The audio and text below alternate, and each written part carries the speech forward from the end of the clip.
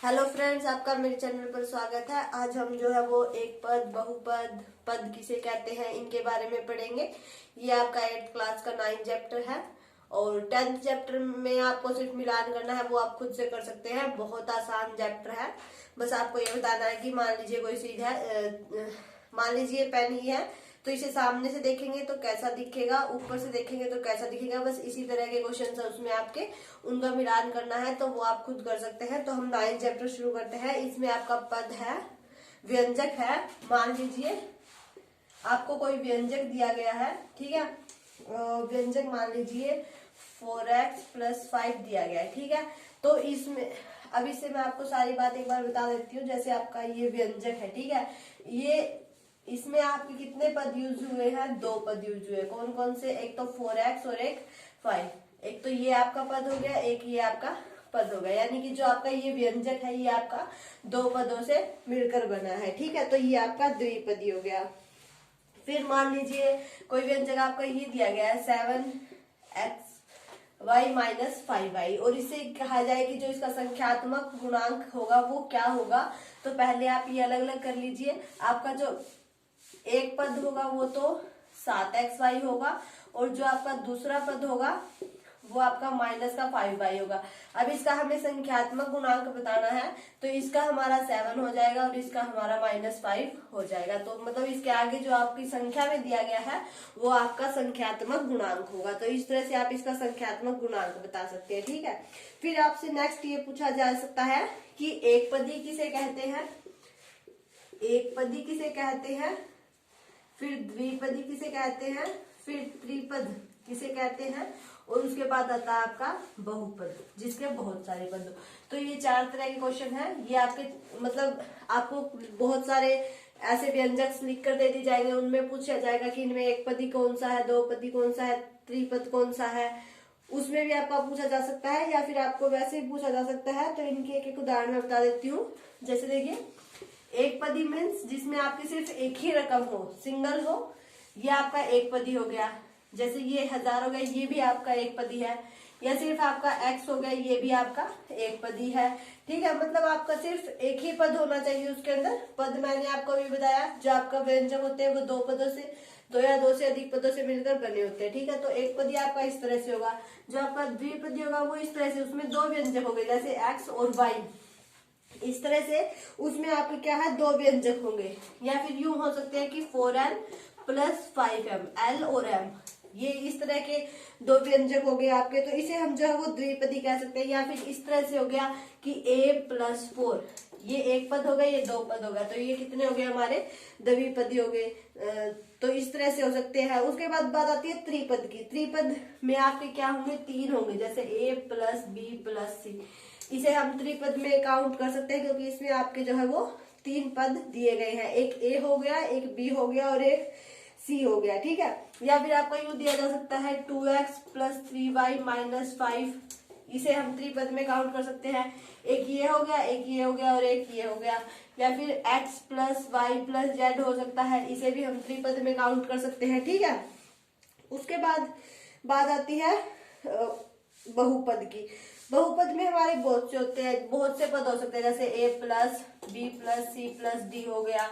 इस तरह से मतलब उसमें आपके कितने भी हो सकते हैं, 2, 3, एक भी हो सकता है, जैसे 3xy, ये आपका बहुपद में आ जाएगा, ठीक है।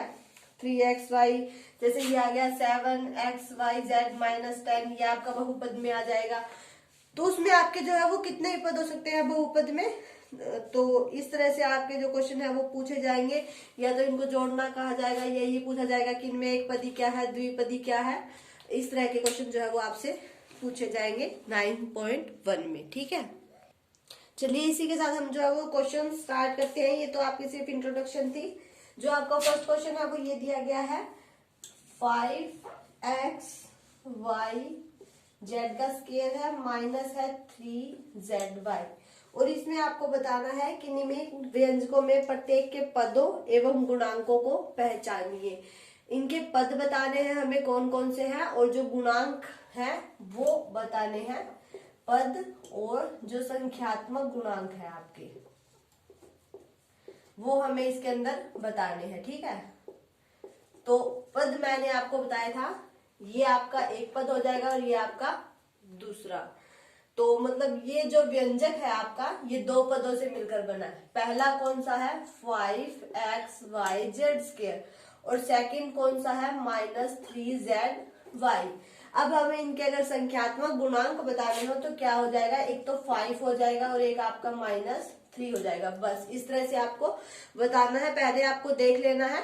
यानी कि इसके अगर आपके मतलब प्लस में xy होता तो ये आपका तीसरा पद बन जाता, फिर उसका संख्यात्मक गुणांक आपका 1 आ जाता। ठीक है, तो मतलब जितने पदों से मिलकर बना होगा आपका व्यंजक, आपको वो लिखने हैं और फिर उनका जो संख्यात्मक गुणांक है वो देखना है, और वो हमें इन क्वेश्चंस के अंदर बताने हैं। ठीक है, तो जैसे देखिए आपका नेक्स्ट क्वेश्चन दिया गया है 1 + x + x²। ठीक है, ये आपका दिया गया है। तो इसमें आपके पद जो है वो क्या क्या है, और जो आपके संख्यात्मक गुणांक है वो क्या क्या है, संख्यात्मक गुणांक है वो क्या क्या है, वो हमें बताने हैं। तो इस तरह के क्वेश्चन जो है वो आपके दिए हुए होंगे। तो इसमें आप क्या बता सकते हैं कि इसके पद आपके एक तो 1 हो गया, नेक्स्ट आपका x हो गया, और फिर आपका x² हो गया। अब अगर हमें इनके संख्यात्मक गुणांक बताने हो तो इसका भी 1 है, इसका भी 1 है, और इसका भी 1 है। तो इस तरह से आप जो है वो इन क्वेश्चंस के आंसर दे सकते हैं। मतलब ऐड हो या सब्ट्रैक्ट हो, उसके बाद का जो होगा वो आपका अगला पद माना जाएगा, उसे आप उसमें नहीं जोड़ सकते।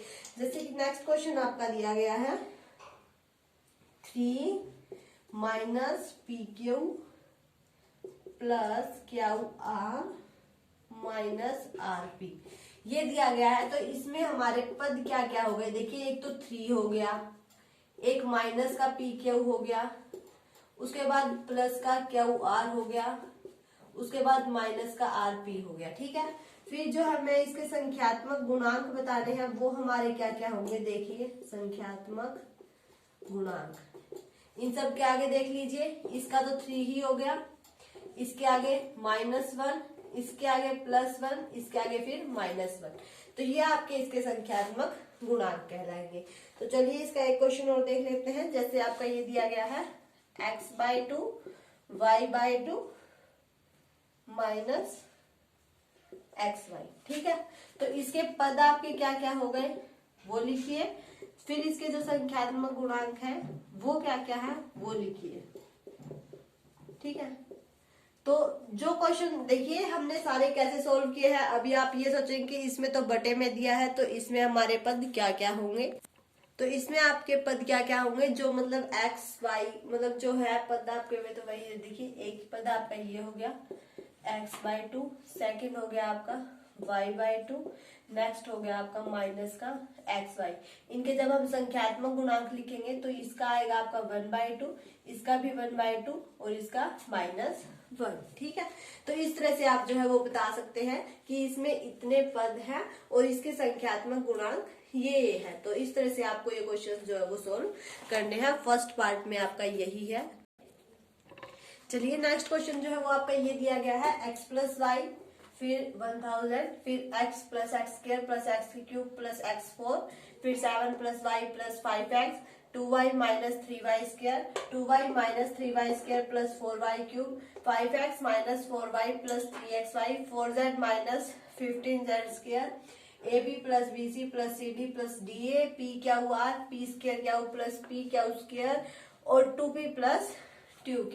ठीक है, ये सारे आपके जो है वो दिए गए हैं बुक में, और इसमें से हमें बताना है कि आपका एक पदी कौन सा है, द्विपद कौन सा है और त्रिपद कौन सा है, और कौन सा ऐसा है जो इन तीनों श्रेणियों में से किसी में भी नहीं है। ठीक है, तो पहले आप यहाँ लिख लीजिए एक पदी, उसके बाद द्विपदी, और उसके बाद त्रिपद, और उसके बाद जो इन तीनों श्रेणियों में से किसी में भी नहीं है वो लिखना है। ठीक है, ऐसा बहुपद जो इन तीनों में नहीं है, ऐसा बहुपद जो इन तीनों श्रेणियों में नहीं है।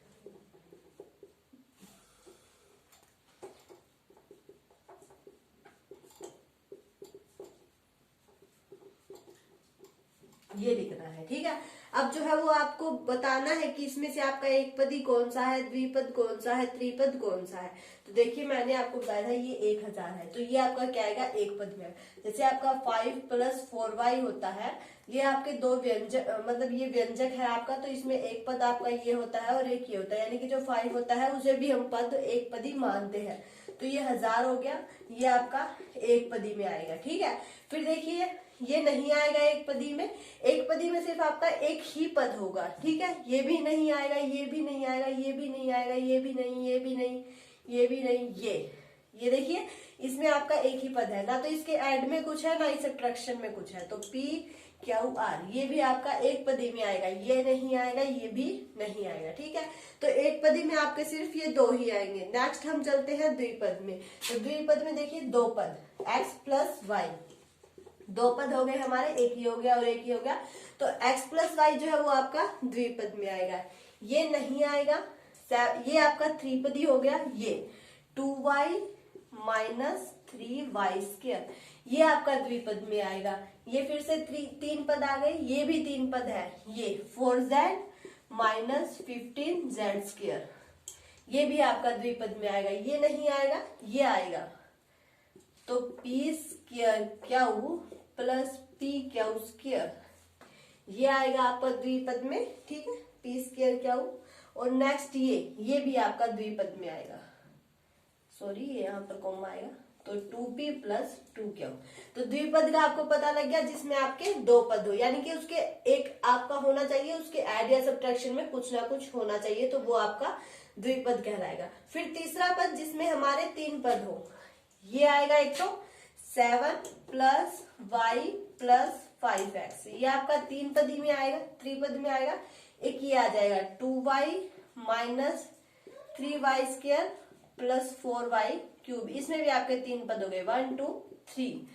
नेक्स्ट आपका ये आ जाएगा 5x - 4y + 3xy। फिर उसके बाद आपका नहीं आएगा कोई भी, तो त्रिपद में आपके ये सब आएंगे। इसमें आपके तीन पद है, यानी कि दो तो है ही है, तीसरा भी कुछ ना कुछ ऐड या सब्ट्रैक्ट है। फिर जो इन तीनों श्रेणियों में नहीं आए हैं वो क्या बच गया, एक तो हमारा ये बच गया और एक हमारा ये बच गया। तो ये हमारे ऐसे बहुपद है जो इन तीनों श्रेणियों में नहीं आए हैं, ठीक है।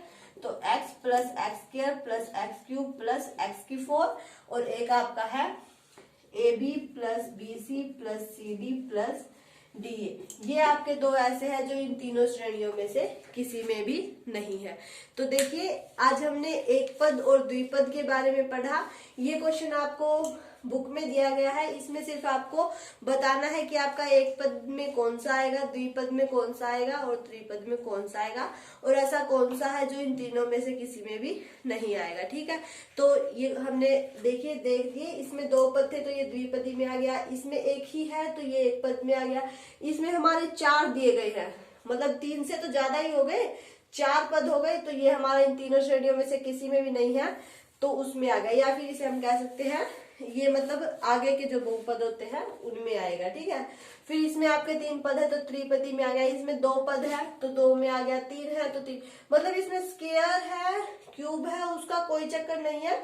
बस ये है कि आपके 2 है तो द्विपद में आ गया, 3 है तो 3 में आ गया, और अगर सिंगल है तो 1 में आ गया। यानी कि अगर उसके ऐड सब्ट्रैक्शन में कुछ नहीं है तो वो आपका एक पदी कहलाएगा, ठीक है। जैसे देखिए इसमें p क्या हुआ, वैसे तो 3 है लेकिन इसके ऐड या सब्ट्रैक्शन में कुछ भी नहीं है, इसलिए ये आपका एक पदी में आ गया, ठीक है।